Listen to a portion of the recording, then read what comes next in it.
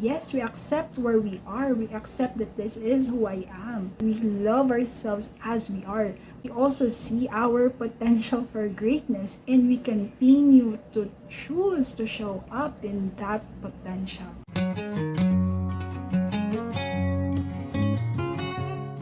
Hello, beautiful shining souls. My name is Jostine, intuitive life guide from the Philippines. Welcome back to my channel. So for today's life tip, we have choose and cultivate self-love. Alright, so from my last video, if you haven't watched it yet, I invite you to check it out. I mentioned that self-love is the healing journey. Alright, self-love is the healing journey. Why is that? So if you will allow me, I want to read a very short paragraph from our book, Self-Love Elevated. So I'll be reading something from my chapter. Alright, so here we go. Self-love is a journey towards reclaiming our whole selves. It is loving the good, the bad, the beautiful, the ugly, and everything in between. It is knowing who we truly are and accepting all parts of ourselves. It's giving ourselves compassion and honoring our needs. Self-love is loving ourselves as we are, especially when we are in our darkness. Alright, so that is again from my chapter in our book, Self-Love Elevated. If you want to get a copy, the links are in the description box. Alright, so basically, from what I've experienced, right, it's really allowing myself to be healed by God, right? Going through that healing process, it's really about accepting all of me and reclaiming the parts that I have rejected, that I have suppressed, that I have forgotten, right? And once I'm able to accept that and reclaim who I am, well, actually, the acceptance came first, and then in accepting all of me, the good, the bad, the beautiful, the ugly, the light, the dark, everything in between, that allowed me to fall in love with who I really am, right? And in the process of loving all of me, I'm able to own my power, my sovereignty, and reclaim all parts of me. And this is still an ongoing process. And I feel, at least for me, I truly believe that the healing never stops as long as we are alive in this world. Right? Because that is why we came here, in this world, so that our souls can evolve and heal and be all that we can be, right? Being human is not about being perfect. We are here to allow ourselves to be the fullest and highest expression of our souls in this lifetime. So anyway, that is going beyond our topic for today. But as I said, the healing never stops. And that means also that the self-love journey, it's also an ongoing process, right? This is not just feeling love for ourselves. This is choosing, committing, and devoting to loving ourselves. Let me repeat that. Loving ourselves, it's not just a feeling. It's a choice, a commitment, a devotion. And we do that by being intentional and deliberate in our expression of loving ourselves. We cultivate that love day in, day out.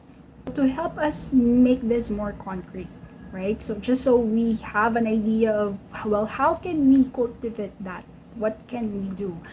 So let's use the word love. All right, so first is the language. Okay, you may have heard the love languages. We can also apply that to self-love. All right, so I wanna mention that I got what I'll be sharing about love languages of self-love from psychcentral.com. Like, I love how they described and differentiated the different 5 love languages. So here we go. So words of affirmation. Think self-love. So how do you think about yourself? How do you speak to yourself? I won't be going deep because there's a lot of things that I wanna touch on. So this is just an overview, but very quick example is that, are you speaking words of affirmation towards yourself? Are you telling yourself that you love yourself? So one of the things that you can do here is, do a mirror exercise, mirror work exercise. Just every day, of course, we're checking ourselves in the mirror. That is the perfect time to look at yourself in the eyes and tell yourself, I love you.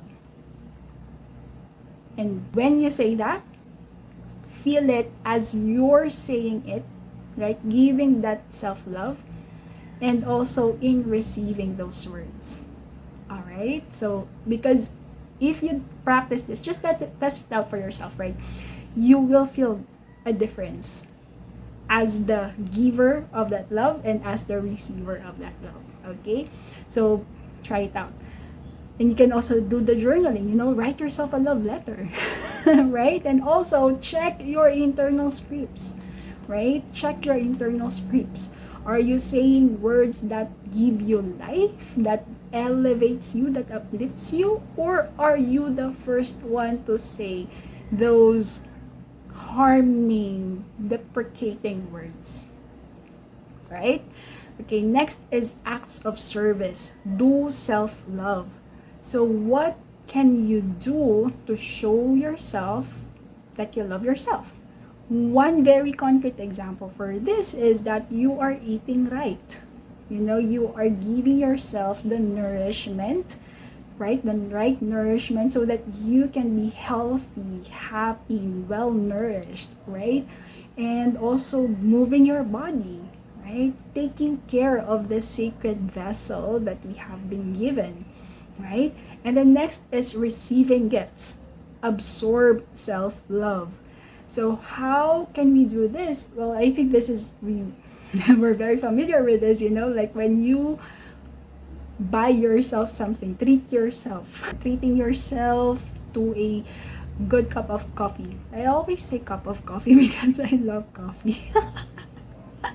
So, like I for one I love brewing my own kapeng barako, like local coffee here in the Philippines from Batangas. And just drinking it black.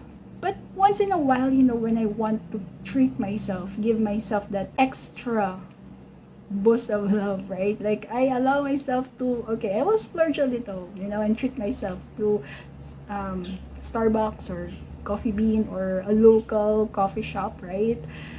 And give myself a caramel macchiato, something different, right? But or buying myself that book or that dress, So receiving gifts. And then next is quality time. So quality time, be present with self-love. So this is for me, spending time with yourself, right? Before you give yourself away to other people, right?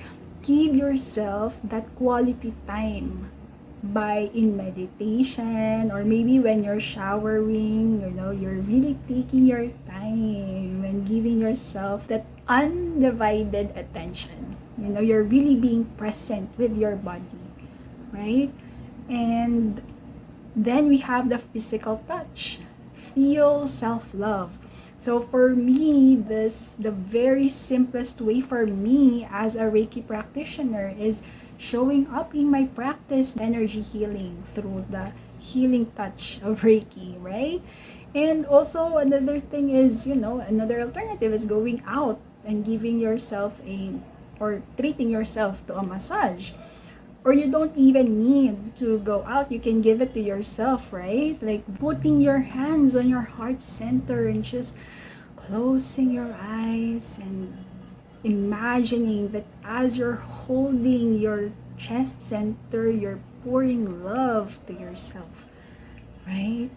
You can also look at YouTube. There are lots of self massages, right? For the head, right? Doing your self massage, right? So do that, and as you do that, you imagine yourself, you're giving yourself that love, right? And also hugging yourself, have you hugged yourself?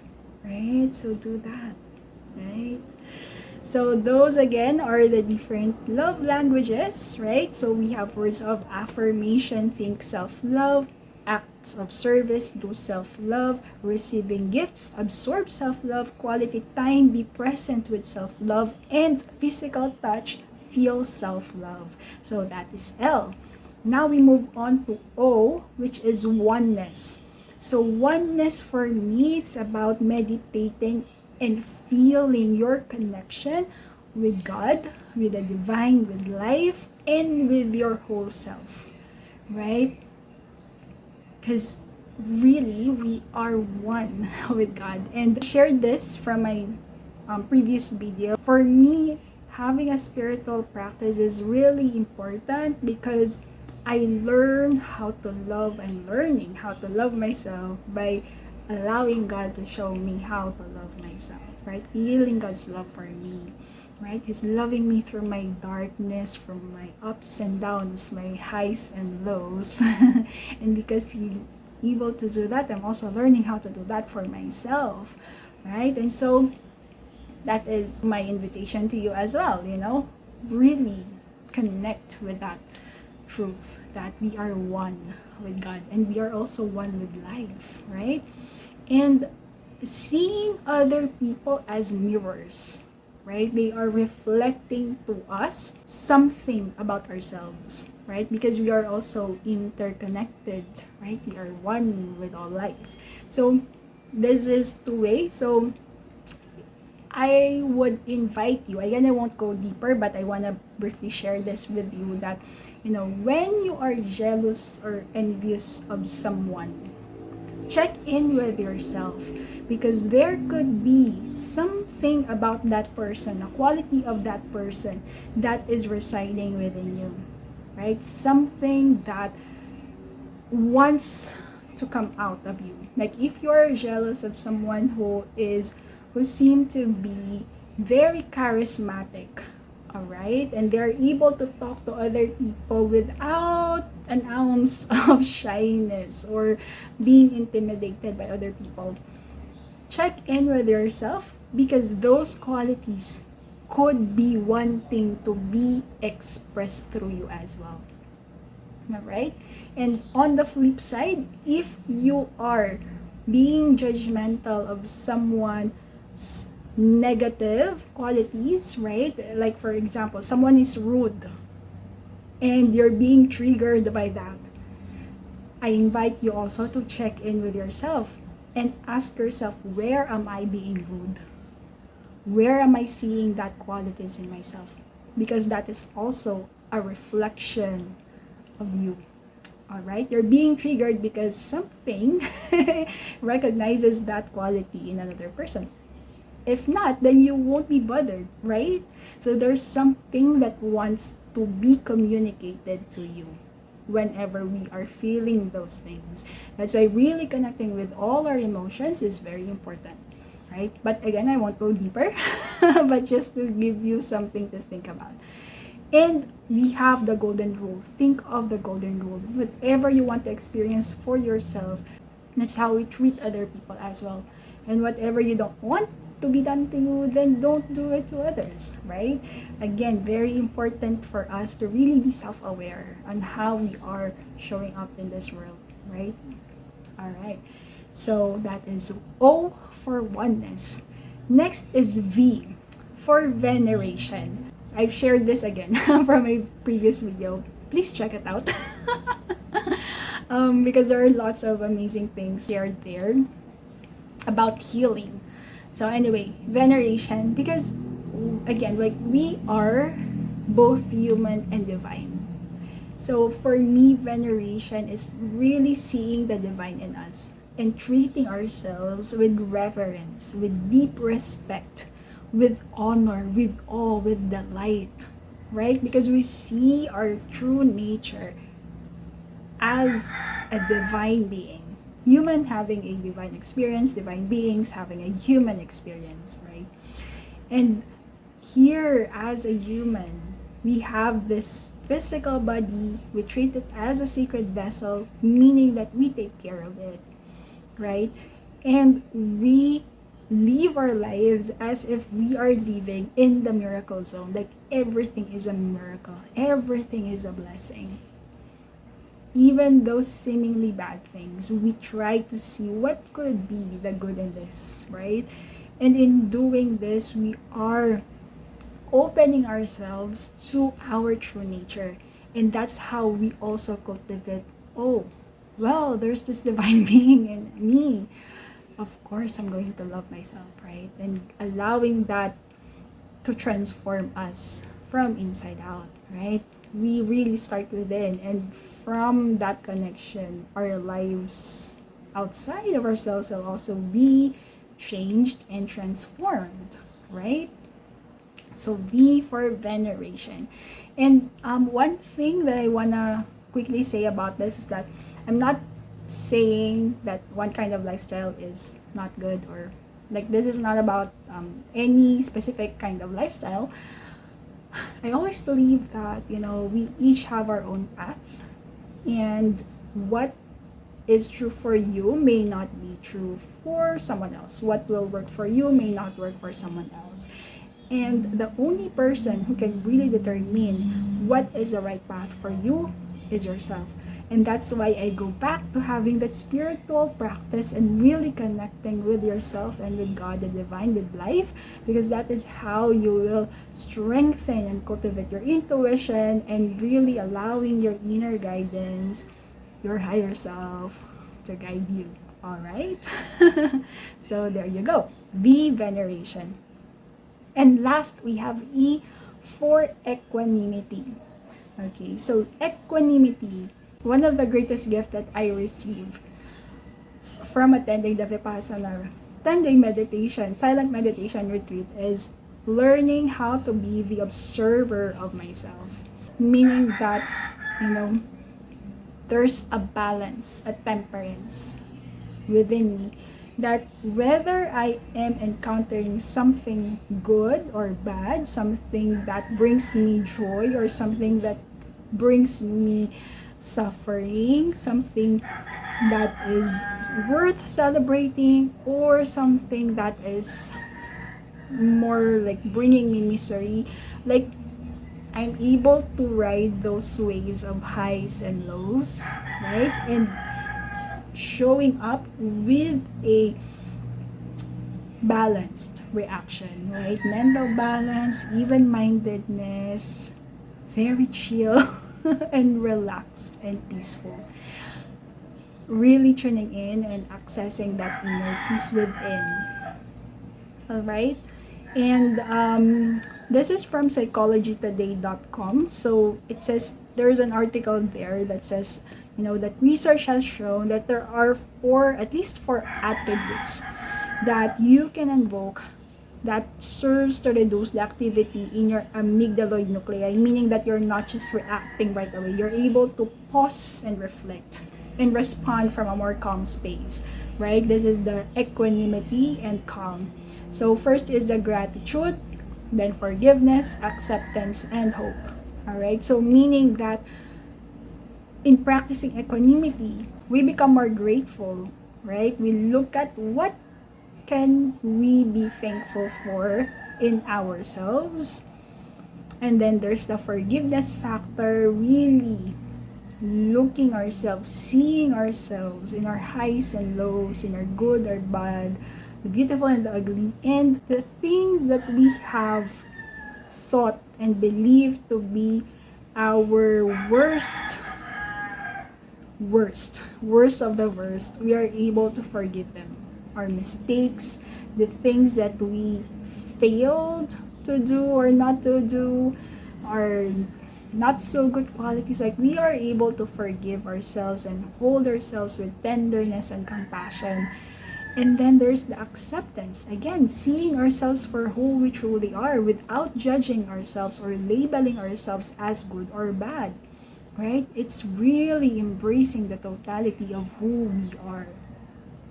We're not rejecting any parts of ourselves anymore, but we are accepting them and integrating them within ourselves so that we can go back to our wholeness, right? I mean, we are already whole, but because, growing up, because of conditioning and the experiences that they've had, we learned to forget, to repress, to suppress, to reject different parts of ourselves, right? And so, again, there's a lot to say here. I won't be able to dig deep in this topic, but just something for you to think about. And last is hope. We see ourselves again as the divine person that we are. We see our potential and we hope for ourselves, right? Whatever our current reality is, yes, we accept where we are. We accept that this is who I am, right? We love ourselves as we are, but we also see our potential for greatness, and we continue to choose to show up in that potential, right? This is not about, it's not that we are not accepting who we are now or where we are now, but it's really about knowing, trusting, having faith. There is a higher expression of our soul in this lifetime. I am perfect, whole, and complete as I am. I am enough as I am now. And at the same time, I'm also allowing life to unfold and for the highest expression of my soul to be expressed in this lifetime. Right? It's not this or that. It's not black or white. Right? Again, we are multidimensional beings. We can hold these different, seemingly conflicting truths about ourselves. So there. E for equanimity. So again, we choose love every single day. We choose to love ourselves. Even the times, especially during the times that we feel unlovable. We remember, go back to this. L, language. O, oneness. V, veneration. E, equanimity. We do those practices, whatever you resonate with, whatever you feel you need. And that's how we cultivate self-love. Alright? And to end, I want to read another paragraph from my chapter in Self-Love Elevated to close this topic. Alright. Alright. What I've come to realize is that healing comes in different ways. Sometimes it's intense and dark, other times it's expansive and light. It also happens both on an individual and collective level. People and events that trigger us will reveal what is not in our awareness. There will be days when we will fall back to old patterns and limiting stories. These are all part of the healing process. As we open our hearts to receive God's infinite love and healing, we'll learn to love all aspects of ourselves and who we truly are at our core, wholly, fully, and unconditionally. Genuinely loving ourselves naturally evolves into loving all of life and humanity as separateness from others dissolves. We see beyond our little world and expand our perspective to know that we are part of a bigger whole. In loving ourselves, we also raise the collective frequency of love on the planet. We become co-creators of a brighter world for us and the generations to come. So, that is why I am doing this. This is my invitation for everyone, for all of us, to really choose and cultivate self-love, because I really believe that that is how we can start shifting our reality. Because when we truly, fully, wholly, completely love who we are, we can hold space in loving other people, in their light, in their darkness. And that is what we need, especially at this time. So thank you so much, everyone. If you're still here with me today, please do share this with people you know who you think would really benefit in hearing this message. And until the next episode, peace, love, and light. The world is waiting for your magic.